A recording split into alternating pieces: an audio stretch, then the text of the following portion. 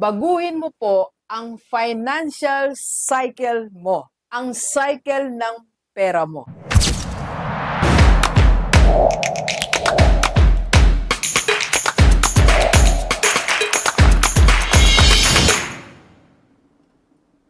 Okay, Gilibers, balik tayo sa mga 50 years old. Kung 50 years old tayo na wala pa din nangyayari sa finances natin, ibig sabihin po, nagbe-break even pa rin tayo, isang nakakalungkot na bagay. Ibig sabihin, pagyari natin kumita ng lahat-lahat na after pagpapagal natin ng isang buwan, ang lahat ng kinita natin ay pambayad lang natin, break even. So, isang nakakalungkot na bagay po yan para sa atin. So, hindi pa rin tayo nakakapag-prepare sa ating retirement and wala pa rin tayong emergency fund, and higit sa lahat, wala tayong health care, wala tayong health fund na napakahalaga at age 50. So ano nga ba yung isang dapat nating gawin? Okay? So ang payo ni Rockstar, na ito rin ang ginawa ko after many years din ng failure sa financial system ni Rockstar.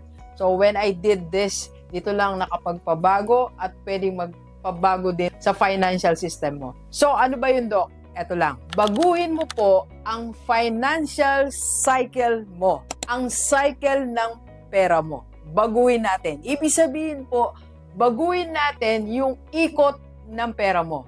So, paano nga bang ikot ng pera natin? So, maybe ang pera mo umiikot, pagkakita mo, umiikot sa pamilya. Tama? At sometimes, hindi lang sa pamilya mo, pati sa ibang tao. So, kita ng pera, ito, umiikot sa pamilya mo. Or maybe, kumikita ka ng pera, tapos, at umiikot, maybe meron kang side hustle, meron kang side business na inilalagay mo dyan yung kita mo. Tama po, kasi at age 50, meron tayong mga iba't ibang sources of income eh. At yung mga iba't ibang sources of income na yan, akala natin nakakapagdagdag ng kita sa atin. Pero sometimes, yan pa yung kumukuha ng kita natin. Meron po ako isang kinotes, nasa Saudi po siya.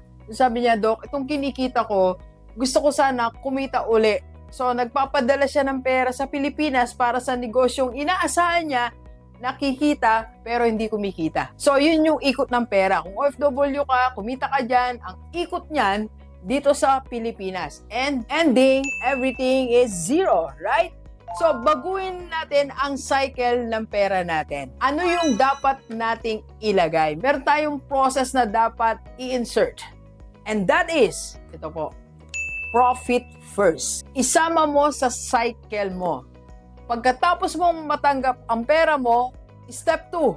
Ito yon. Bago yung step 3, step 4, step 5, ito muna yung gawin mong step 2. Ulitin ko po baguhin mo ang cycle ng pera mo.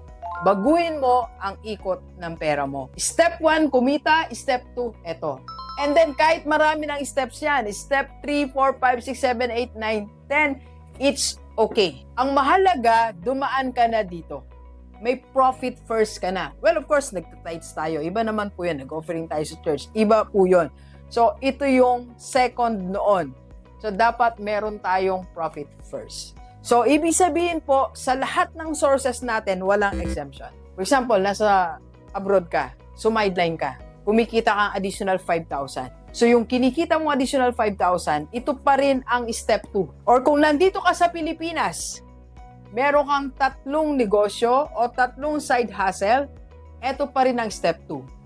Step 2, profit first. So, ibig sabihin po, kukunin mo na certain percentage, which is the next step para mabago yung cycle ng buhay natin. It's either 5%, 10%, ilagay sa isang lalagyan. Ilagay sa isang account na ikaw lang may access. Okay? Pangalanan mo, profit first. So, ibig sabihin, kung meron kang 3 sources of income, lahat ng yan, 10% dito nalalagay sa isang account.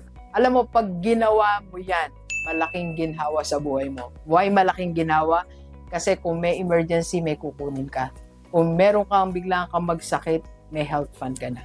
Doc, di ba dapat iwahiwala yan? dito muna tayo sa basic. Ito nga, di natin ma-perfect eh. Hindi nga natin ma-perfect yung kinukuha na natin 10% lahat ng income natin. Tapos isa-segregate mo pa sa maraming bagay. So dito ka muna magsimula. Then pag na-master mo na yan, nasanay ka na dyan, in 6 months, mag-iwahiwalay ka na ng pera mo.